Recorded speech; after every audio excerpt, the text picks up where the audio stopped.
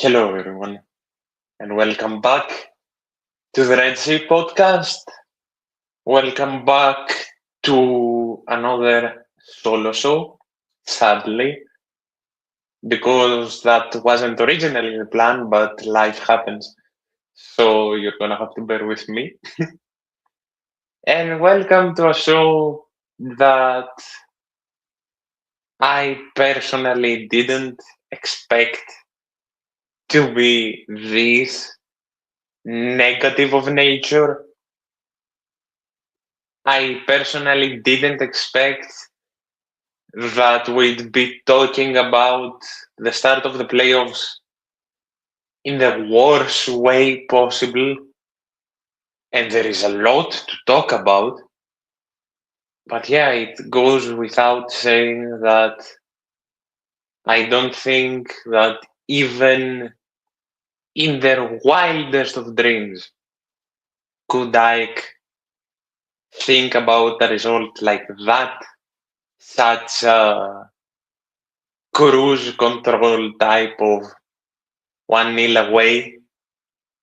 But I don't think that us, even in our wildest nightmares, could have thought that we'd play so passionless, so heartless, so fearful, or not even fearful. Like it doesn't matter. Like so careless. I think careless stands to be a better word than fearful in this situation, even though I am still, ever since yesterday, I'm still trying to actively put the pieces together because trust me, I'm still trying to understand myself what happened and why it happened and how it could have happened. And that goes in a lot of ways because there is a lot of things that led to us being in this situation.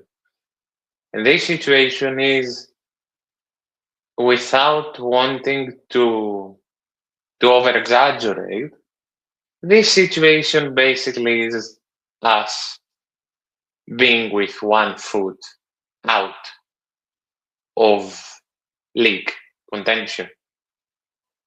And why do I say that? Because yeah, we are at a -5 from Mike now, if I'm not completely mistaken. Let me actually double check.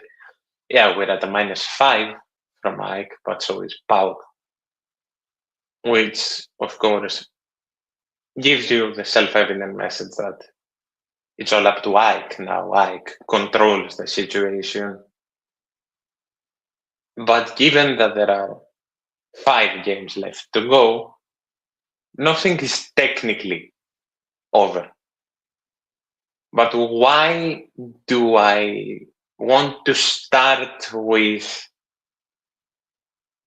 a message that pessimistic? That I think it's deservingly pessimistic, but it's still pessimistic, especially as one of the few, very few people that stood here and said that we are going to win the league before the playoffs started. I was one of the very few as well that believed in it even more when the players basically portrayed the message that, yeah, we're ready to take on the challenge and prove everyone wrong.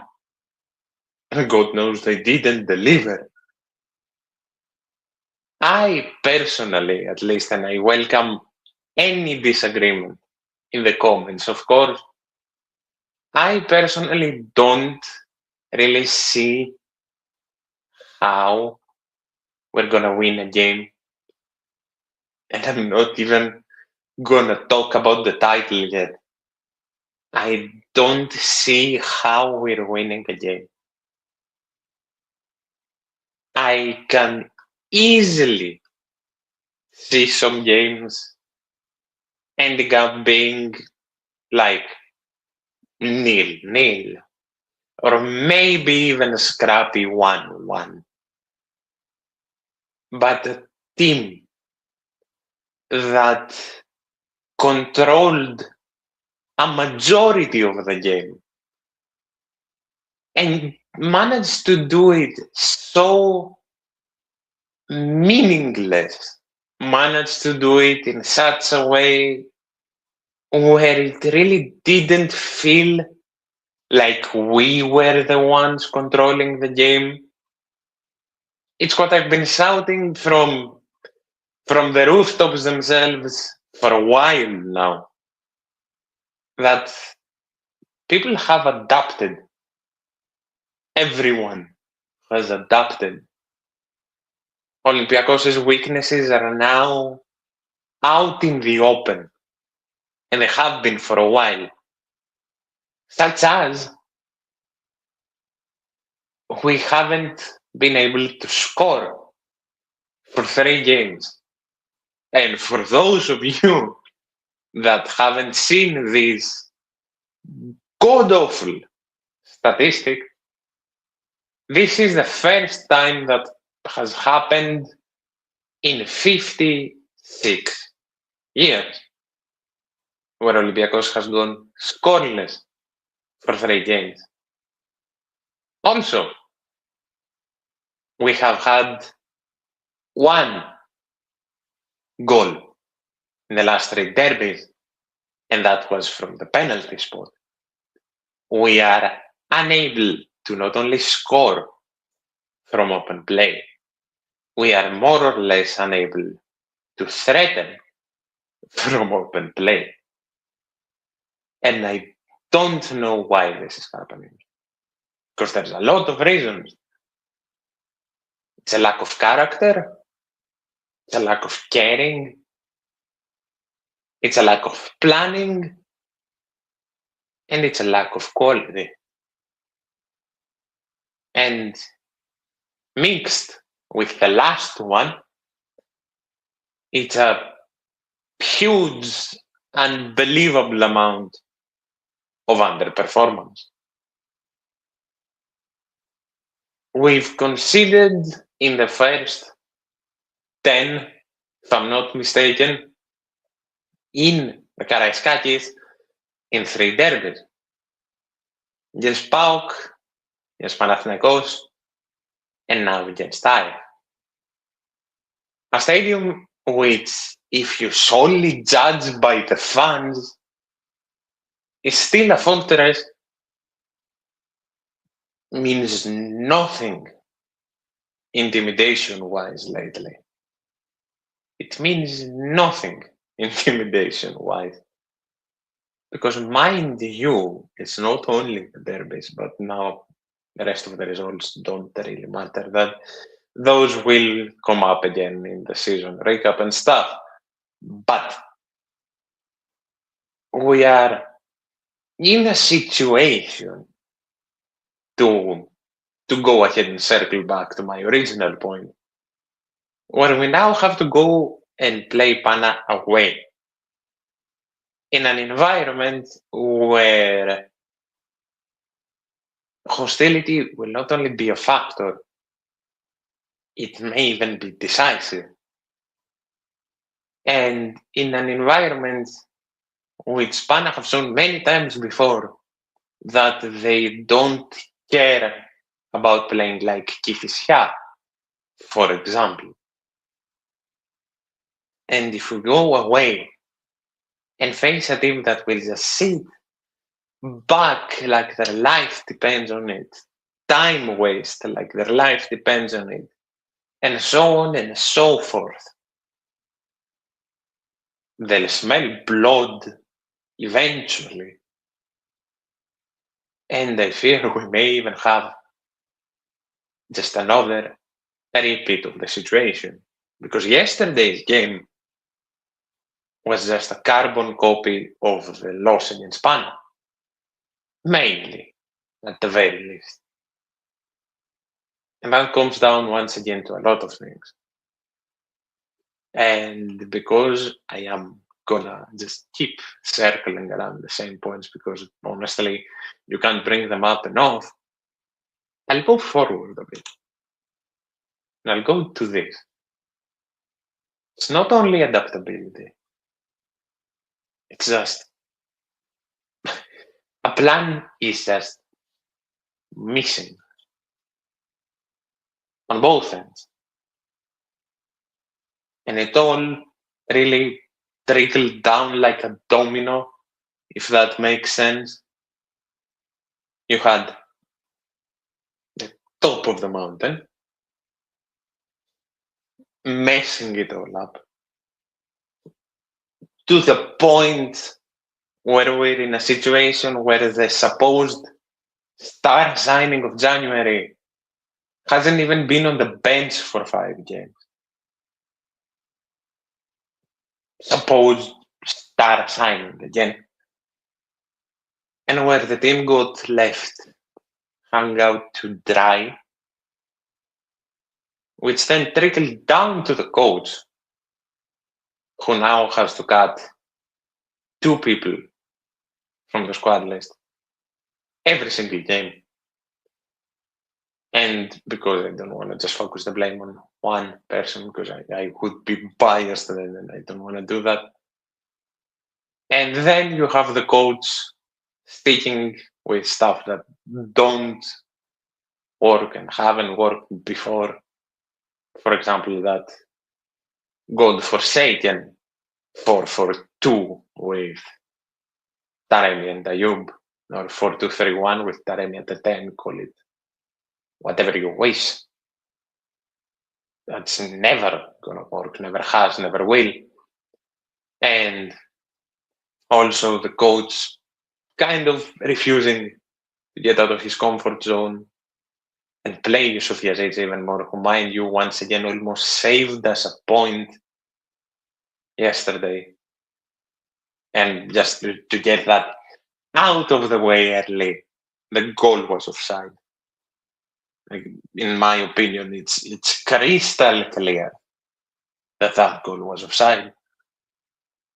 And then, from all the coach mishaps, then it trickles down to the players, who honestly, after yesterday, Gav said this, and I'm going to steal this quote straight from him.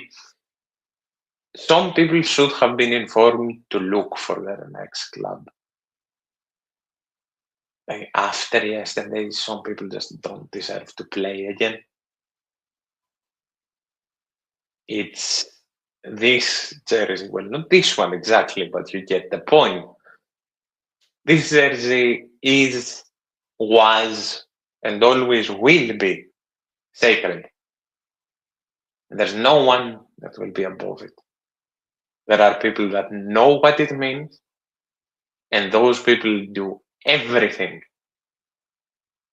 to give the red and white the success it deserves to have, and those people are respected.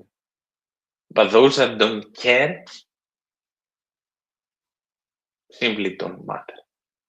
And that goes for every department, but now we're talking football, and not everyone is up to the task to represent this jersey. And without really wanting to name drop, given I'm solo and will take a while, some people, in my opinion, and again, if you want to know the list and stuff, do go follow my Twitter and my Instagram. I extensively talk about it. Some people just need to go in the summer. Ideally, some people need to just not see the field again until the end of the season. The plan needs to change. If it doesn't change now, I don't know when. And as sad as I am to go out and say it, I really don't think there is any chance that we win the league now. As I said, it's not even the fact that I don't think we'll get 5 out of 5 wins. I don't think we'll get 1. And it pains me. It pains me to say that, but I don't see a way. I will be the first one to celebrate if I'm wrong. But I don't see a way in which we get a win. As things stand again. Is it a must to get every win? Under normal circumstances, it would be. But I don't want to call it impossible, because I've made a promise on this show that I will never fully write off Olympiacos from a title unless it's mathematically possible to actually win it. But it's as near to impossible as it gets now. And you're playing not only for this season now, but for next season as well. Because under these circumstances,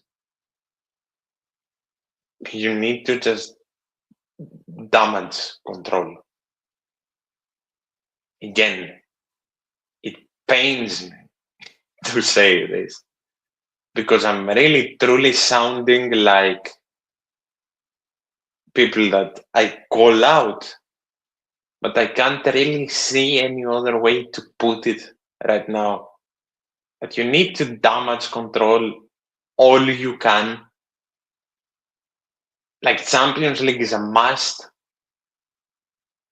Even through second place, if you just can't win the league, Champions League is a must. Even through second place. But I'm not even certain that that can happen right now. I know it's not only just unbiased opinions, and it's a matter of fact of just despair. Honestly, I don't even feel like that's an over-exaggeration. It's just despair. And perhaps that's a way to cloud the judgment of someone, but I really don't even see second place as a guarantee. I'm not going to go all the way and say that we'll finish fourth, because I've seen that as well. But I don't see how we beat PAOK. It's a bit of a different mindset, because PAOK have gotten the best of us easily at that almost every time we've played them this season. And I mean, in the same mindset, so have Pana. But I feel like the need of the derby is going to play a bigger part in the Panathinaikos game. That's why I am a bit even more hesitantly positive for those games rather than the PAOK games. But I'm lost, honestly. I'm not even gonna lie to you all, and I don't think I'm the only one that feels lost, but I feel lost. And I'm gonna point this out a bit earlier than I wanted. I don't know why we've gone back to 3 years ago. Like, why do we have to choose a side? I get that some people have alternate motives. I get that some people don't care for anything. But I don't really see a reason to choose sides and fight amongst each other. I've said this before, and I'll say it now, perhaps more than ever, given the situation. Honestly, Olympiacos, of course, as the great Milan Tomic once said, Olympiacos never ends. Olympiacos is above everybody, and Olympiacos never ends. But a coin always has two sides. The situation is going to flip. Normality will return. But as things stand right now, the team deserves criticism. Like, not even needs it, it deserves it. But there is a very dangerous, scary line between just constructive criticism and just appalling demolition of the situation. I've seen both, and I want to address both. For the people that sit down and just tackle all the actual issues, point them out and talk about them, I applaud your patience, I applaud your peace of mind, and I applaud your love for the team. And that's all I'm aiming for as well. For the people that choose sides, go against each other, call out other fans for being fake, for a disagreement, just diminish the coach, diminish the players and all they've given, and just go nuclear on everything. Just please, can you actively take a step back and realize what you're talking about? Because you are talking about Olympiacos. You are talking about the team we all hopefully love, right? You are talking about a club that right now stands in a place it shouldn't. A club that right now stands in a place of misdirection. Why do you have to bring more division amongst the fans? Why do people have to be called stupid, blind, fake, and even some words that I can't say on YouTube?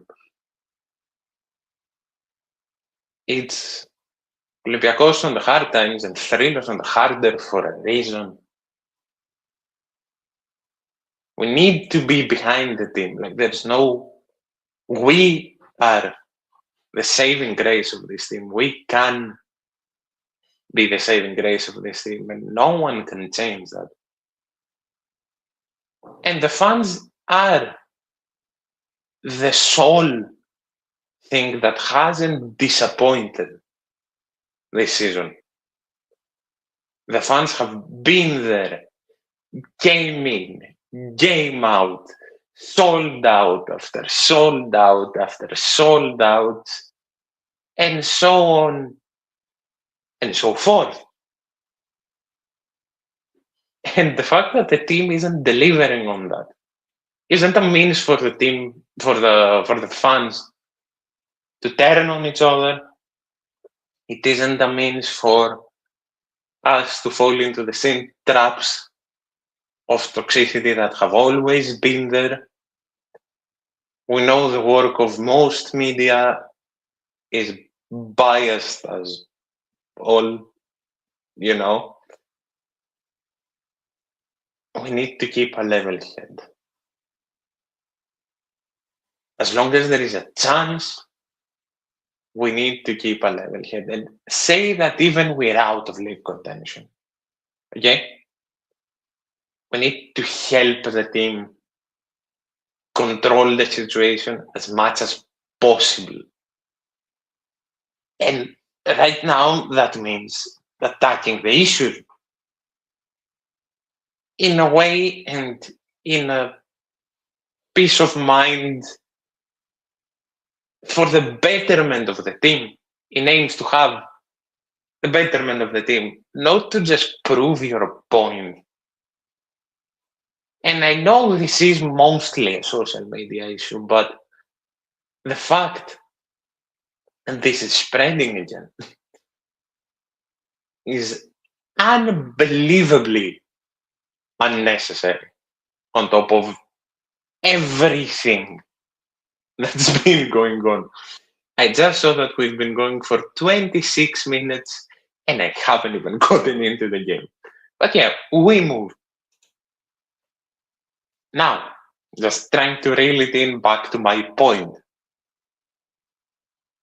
As I said, the fans have been there again and again and again, and I can't even say enough again.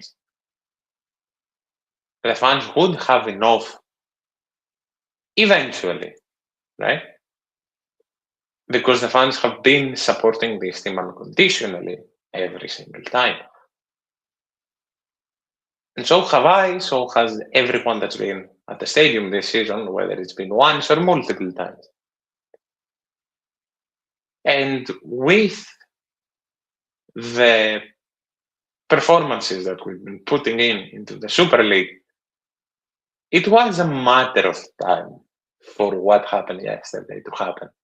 Whether it's booze, whether it's the chance, it was a matter of time.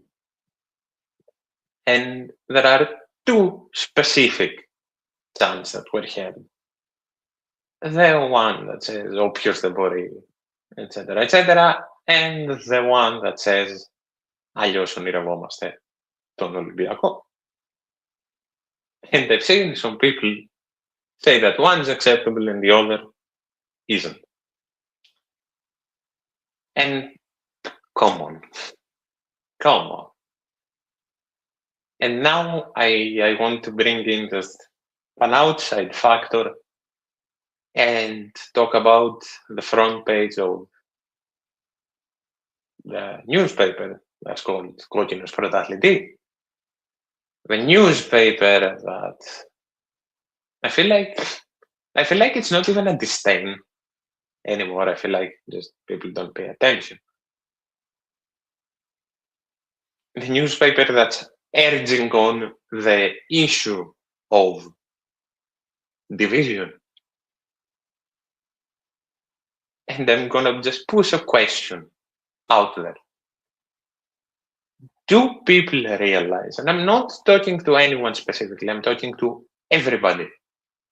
Do people realize that Olympiacos was, is, and always will be the people? The fans? Because we've seen an worse season, and by a mile and a half,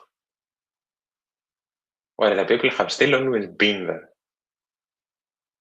It's one factor that will keep being there.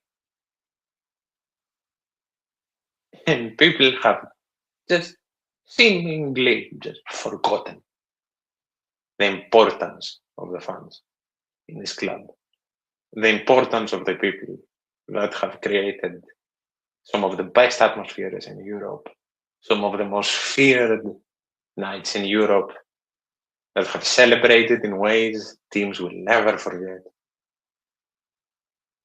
And some people seem to diminish that. And that's never gonna be forgotten, for absolutely sure. This club deserves unity. From the top of the mountain to the last fan, this club deserves unity. Because with said unity, every bad run can be overcome. It's just not being made easy by some. Now, getting back to the game, I also want to talk about this. Perhaps this is a personal issue. I've seen some people agree, maybe some people don't see it like that. And again, I'm more than open to disagreements in the comments, but the fact that not a singular player apologized for what we saw, for me, is unacceptable, first of all.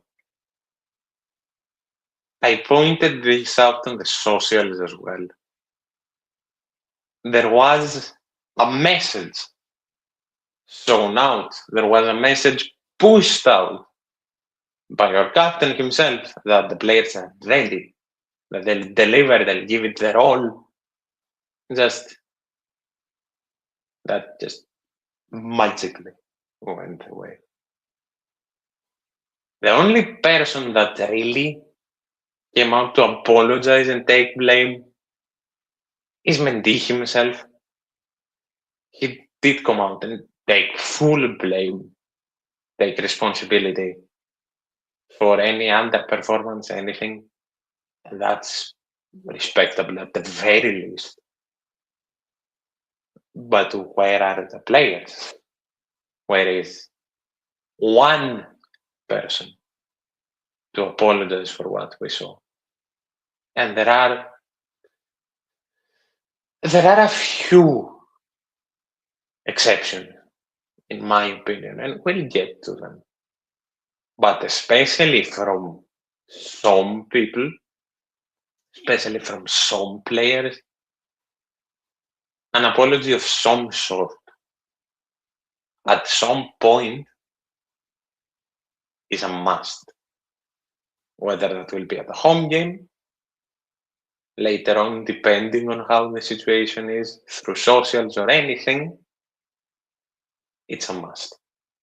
In my opinion, again, at the very least. Now, the million-dollar question. Is it too late for something to change? Throughout the past 32, 33 minutes, I've pointed out that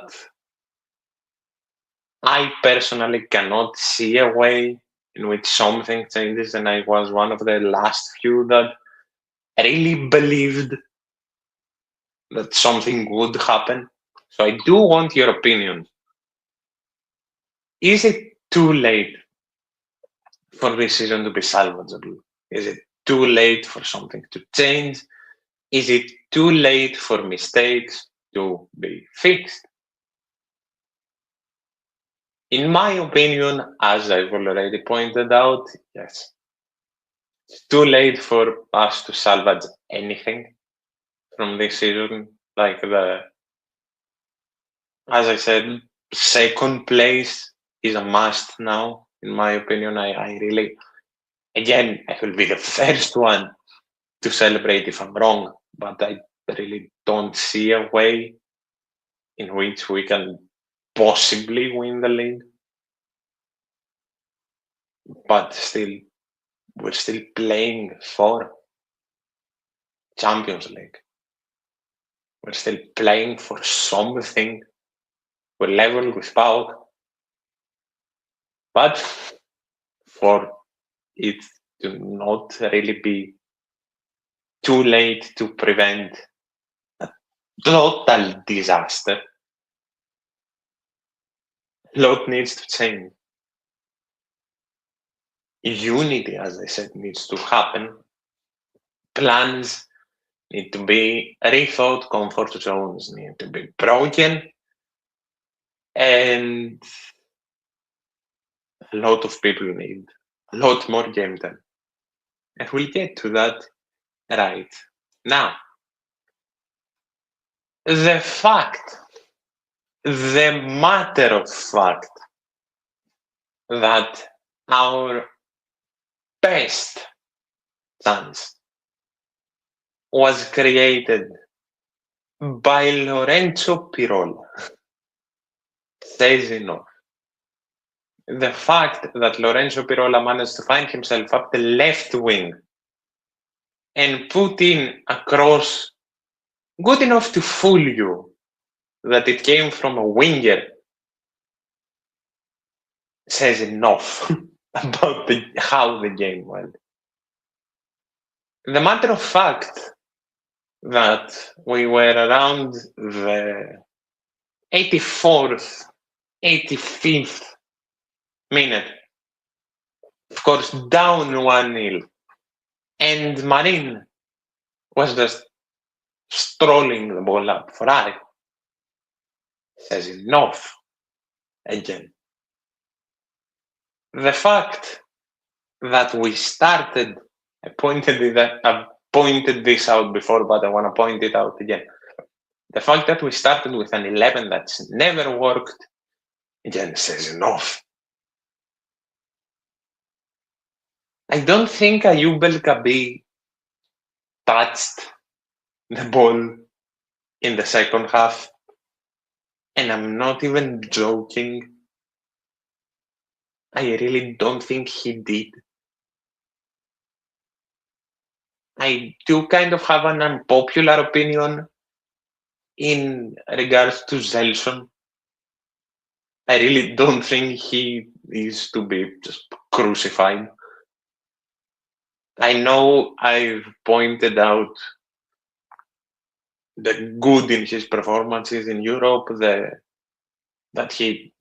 it's a matter of fact that he's the sole reason we qualified for the knockout stages. But it's also a matter of fact that he's not really done much in the Super League. But at least he was active. And again, circling back to Ayoub, it's not really his fault. I'm not really going to go on Ayoub because at least Ayoub, at some point, I think it was on the 90th, a bit before, the man ran to left back and stopped the cross from coming in. Okay, it happened with a free kick, but he stopped the cross from coming. He was running back to win the ball. Ayoub El-Kabi was running back to win the ball because our defenders couldn't. Our defenders couldn't. I love Rodinei. You all know I love Rodinei. But our fullbacks yesterday were horrendous. They were horrific. And Rodinei's been subpar, sadly, due to injuries, age, I don't know. But the man's been subpar, at least for his own standards, right? Because Roddy has given so much to this club. So much to this club. And Roddy is such a quality player. But maybe just some people can't beat Father Time. And I've said this many times, maybe dating back to like November, where it happened. I really never saw a reason why Rodinei didn't get transitioned as a winger this season. Not like we didn't need one. And again, bit of an unpopular opinion on my end, but I never really hated how Costinha played. I would have preferred him to start yesterday, honestly. And again, this is no disrespect to Roddy, but given the fact that he never really got fully transitioned into the winger position, I would have much rather seen Roddy come off the bench, for example. And on the other side, I mean, it happened. We knew it would happen, and it happened. It wasn't an injury, but we've had a bad game from a left back and no left back to replace him. Doesn't that just say enough for the planning of the season? Ortega had to be left out, even though I don't agree, but Ortega had to be left out. So Bruno had to play a 90 because we couldn't move Pirola to left back again, could we? It's the more you think about it and the more you think out you think out loud and analyze it, it's unbelievable. It's insane. It's honestly insane where we're standing right now and what this has come to. And I want to focus on one man. And I know that he cost us yesterday, like it's no lie that the goal is up to Panos Rechos and Dani Garcia. But the way that people just flip between Rechos is amazing to Rechos is shit just blows my mind. I love the guy. He's a fantastic player. But he had a bad game. One doesn't take away the other. And that's a point that can go to half the team's issues right now. One doesn't take away the other. You can sit down, you can talk about, you can criticize, but one doesn't take away the other. I just had a bad night. Very bad night at that, especially given the standards that Rechos has shown the past 2 seasons.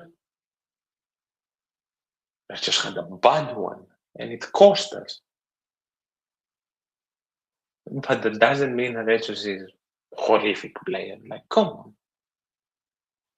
I'm seeing some horrible comments. And again, I'm not excusing the game. Never am, never will be. But we never have to take it to such extreme. And again, I'm not even talking about the bad. The good doesn't have to be extreme either. Stuff can just be okay for a while. Or bad for a while. It doesn't have to go from best to worst. And I don't know why it keeps happening, especially with Rechos. Well, I do, because it's the easiest to pick on the Greek players. But especially, I've said this before, it pisses me off so much that there always has to be a scapegoat in a situation where everybody is at fault. It's the same argument when I talked about the picking sides thing. It's either his fault or his fault. No, it's everyone. There's degrees of blame, but blame falls on all of them. All of them. Maybe like 1 or 2 exceptions. There doesn't always have to be one. It's all of them. It's a collective, and it's a collective that's underperforming massively. And again, I'm not only talking about the players. Everyone is below their standards and the standards they have set to us, the fans. I talked about it again on socials, and I think it's the best way to put it. The only part of Olympiacos FC that hasn't underperformed this season is the fans themselves. Everything else has underperformed. Everything else. But talking about one of the exceptions, and honestly, I think he deserves more praise. Like, okay, I know that there isn't really any will to give praise, but Lorenzo Pirola was fantastic. yesterday. Lorenzo Pirola was fantastic yesterday. And that fact, in and of itself, has me terrified on him leaving in the summer. And who will come in to replace him? I said this on socials, I talked about this with some people. There needs to be a lot of changes in the summer, first of all. I think that's self-evident. There is a very small amount of players I would personally consider as untouchable in this squad. And I'm not really going to go into it right now because I do want to have this talk when Gav is here as well. But there is very few players that I consider as untouchables on this squad. Pirola is one of them. And I fear that my list of untouchables on this squad is the list that's going to go. And we are just coming back to a full circle. I fear the summer. I fear next season. Especially depending on when we finish, because I fear the players that will want to come. I fear what will happen in pre-season. But I guess we'll see. And staying on the topic of light in the darkness, and perhaps a what if. I personally have been singing his praises for a while. And of course, I'm going to go ahead and talk about Yusuf Yazidze, right? We're all on the same page. I'm glad. I've been singing his praises for a while now. For a while. And again, I've gotten the same argument, and I'll say the same counter argument. Yeah, he doesn't fit at all in this playstyle. I get that. But there are a few players, and again, this is coming from a place of a 22-year-old with no idea of coaching experiences. But again, who would I be and who would the show be if three opinions weren't sounded out like alarms? In my opinion, there are a few players in certain situations, especially like this one, where coaches have to break their comfort zone, sort of, and give time. And one of them is Yusuf Yazidze.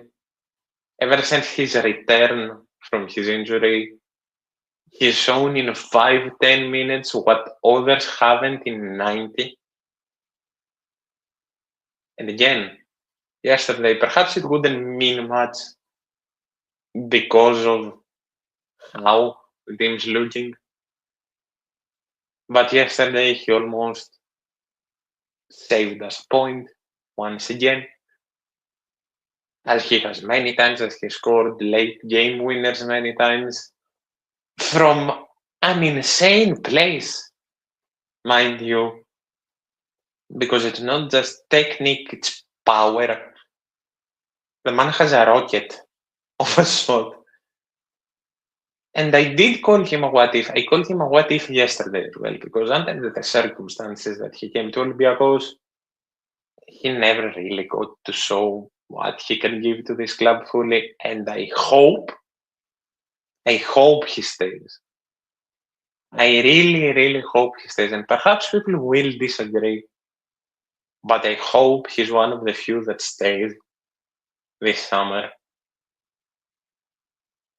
Because I really do truly think we can see so much better from him.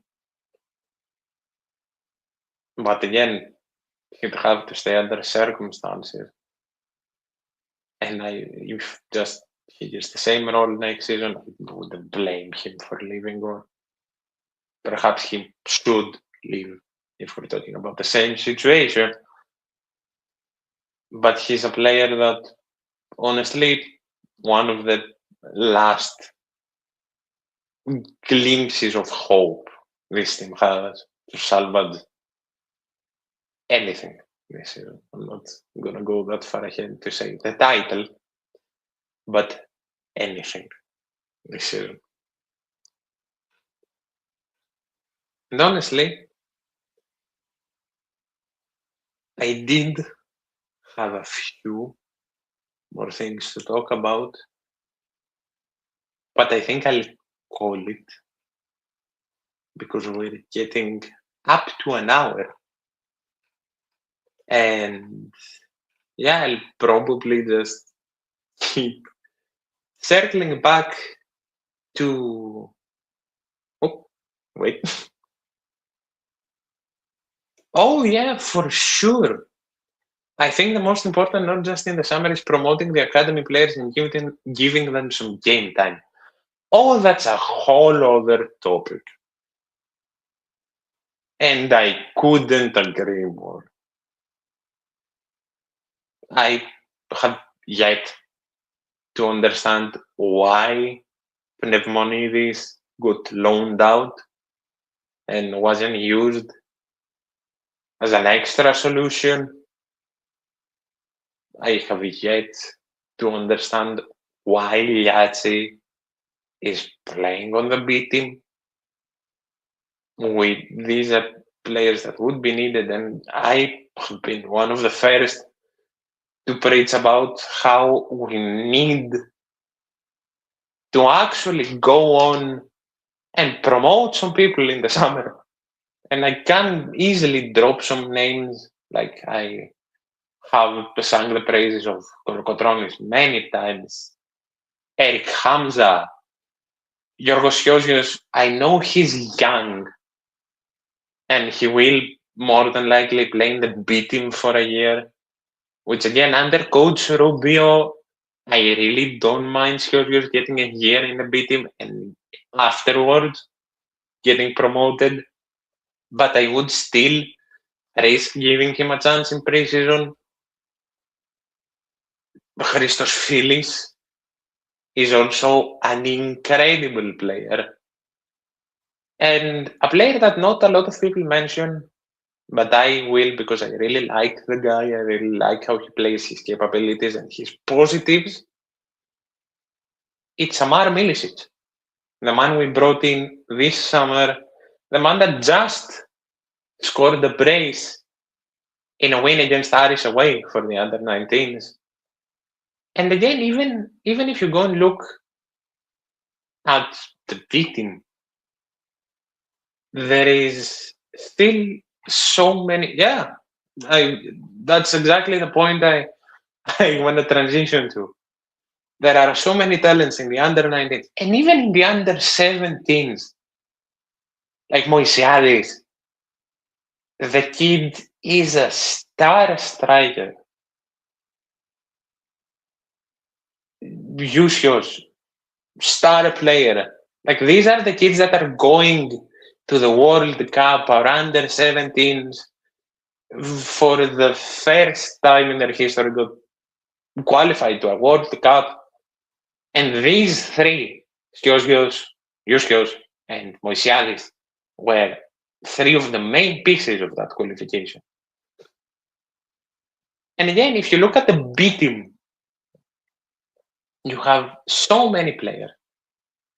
You have Rolakis, you have Cortez, you have Georgakopoulos in net, who just flips between the under-19s and the B team. And I can honestly name many more. There's some names that skipping over my head, but we have so much talent that could get a chance, not necessarily this summer, but in the next few. I really don't see why not. And again, one of the main positives that I have personally pointed out is the fact that the B team this year, especially ever since Alvaro Rubio came in other conditions, which would be if they were just a second division team, would fight for promotion. We're talking about a team that can easily compete in the first division. There is a lot of talent, and the B team is being used like a perfect stepping stone to the men's team. It's being used like a perfect stepping stone.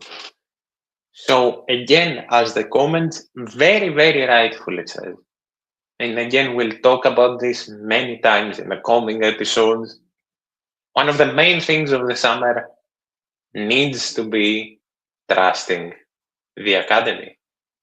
Yeah, for sure. Alvaro Rubio was kind of a gem found randomly. Of course, he's a former player and the recommendation of Mendy, which was always a guarantee. But the fact that he accepted, honestly, to come in and help promote talents and help give them a boost to not just elevate their own careers, but get a chance in the first team. And the fact that he's treating this job, again, like a team set to fight to be in the first division.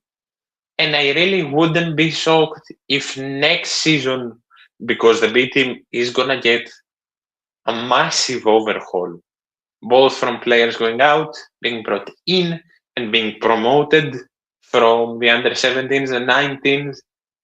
I really wouldn't be surprised if this team fought for the second division title next season. I trust Rubio a lot. And it's the first time, honestly, in which I'm so confident about the B team and how it can very easily be used correctly to help elevate players. Because again, I brought this example up when the B team wasn't doing so well, when Pitol left and his team, but I really didn't want the B team to just flip back to being a trash can for players that we didn't want. And I wanted it to be used correctly. And little did I know, the perfect guy would come in. Our talent pool is being managed perfectly. But again, in my opinion, we need a good mix of ready players. But academy needs to be trusted. Great point. Great point, and thank you for bringing that up. But yeah, I didn't expect this show to somehow slowly come to a close on a more positive note, but such as things can thankfully be sometimes. It was a long one. This was a complicated one, and the one just full of venting. So I hope you all listening could let out some of your frustrations, honestly. Can't wait to hear more questions in the comments after. Of course, as always, all the links you need are down below. And I can't thank you enough for all the support. I honestly... Oh, yes, I do. About Glavku. Okay, hit me. Ask. And this, if you have time, even if I'm in the middle of an outro, just ask anything you want.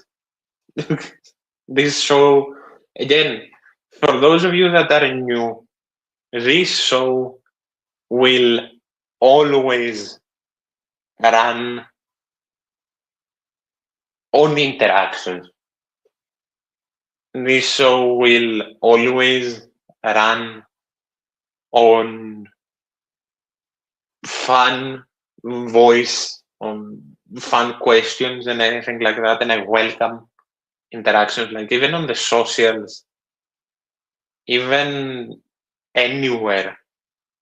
Like you can message me, comment anything. I welcome interactions, questions, thoughts, and everything in between. Is he doing well? You know what? I actually am not that sure on how I know he's doing well, but I really want to check out his stats. Let me actually look this up. I know the guy. The guy is a massive talent, which we've agreed on taking. But I actually don't know how he's currently doing. Let me actually look that up. Of course, for those of you that do not know, Tassos Glascu is a 15-year-old, a massive talent that is one to watch for sure. For example, like Asteris, which we got from Panserraikos. And of course, we did technically take Tassos Glascu from the hands of PAOK because they really wanted him. We're talking about a mature player, even for his age. We're talking about a mature player, especially technique-wise. And it's another testament to the academy and how they're doing. But because I don't want to misinform, I look that up. And post about it. I will check how he's doing even more. I know the under 15s, under 17s are also doing very well.